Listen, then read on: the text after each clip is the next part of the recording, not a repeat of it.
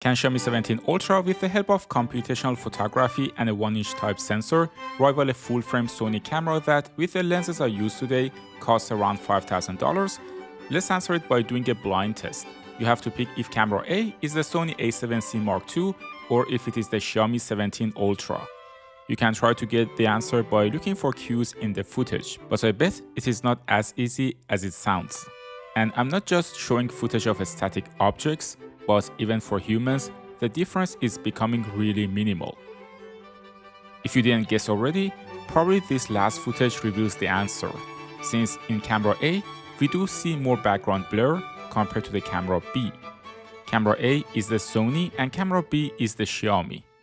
I should admit I was surprised by how far smartphones have come, especially in shooting videos. The results can even be closer in pictures.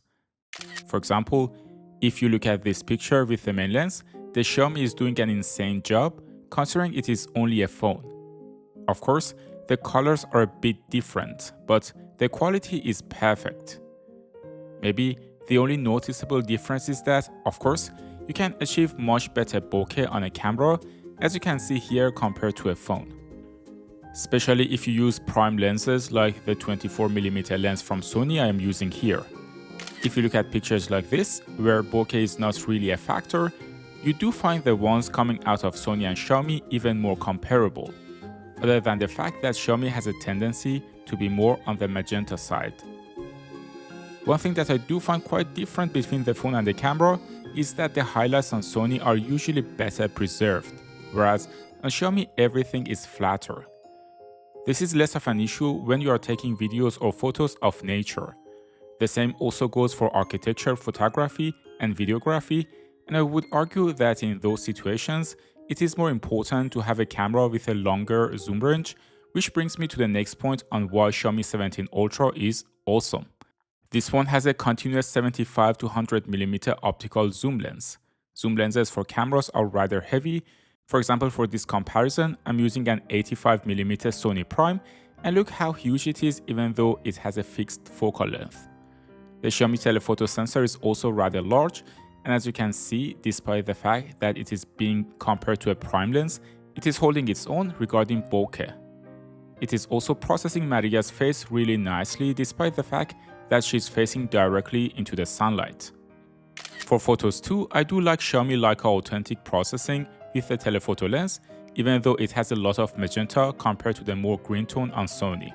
It is also less contrasty and it still has a bit of a phone processing feeling to it with raised shadows, especially if you look at Maria's hair. If you want to have even more bokeh, you can use portrait mode, and I do find the portrait mode on Xiaomi doing a great job. You will notice it is cutting Maria's hair, but not as aggressively as some other brands do. Another thing that I love about Xiaomi is that the telephoto sensor is 200 megapixel. That means even for crazy zoom pictures like a 400mm focal length, you still get nice quality since the phone can crop from the 200 megapixel. Here you can see another example of this photo that I took with a Xiaomi telephoto lens, and with a crop that I did myself, you achieve what other phones only achieve by using generative AI. I do know I'm starting to sound like this video is being sponsored by Xiaomi, but I have no relationship with them, and I bought this phone with my own money from Trading Shenzhen. I'll put the link to the phone and other tools I use in the description. Another magic of using a phone with a large sensor is that you get amazing night photos. Here, if I wanted to achieve the same as Xiaomi on Sony, I had to use a tripod. I definitely would rather just use my phone when I'm walking around in the city instead of carrying all the equipment I have for a couple of shots. For videography at night and in low light though, still no phone can rival a camera. You simply need the big sensor to capture enough light and a very low aperture.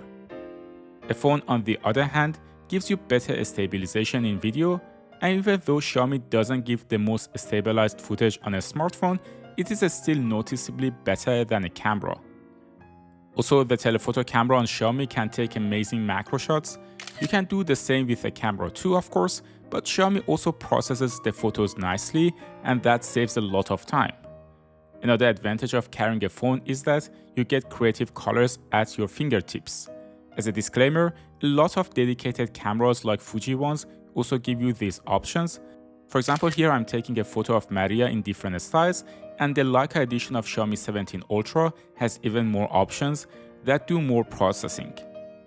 Just to be clear, I'm not saying a phone can rival a camera in terms of quality, sharpness, and versatility, but you would be surprised how close phones are now to dedicated cameras, even for semi-professional use. But Xiaomi is not the only phone with amazing cameras. Another one is the Vivo X300 Pro, and if you want to see how Xiaomi 17 Ultra compares to Vivo X300 Pro, you can watch this video next. Thanks for tuning into Tecmo, and I will see you in the next one.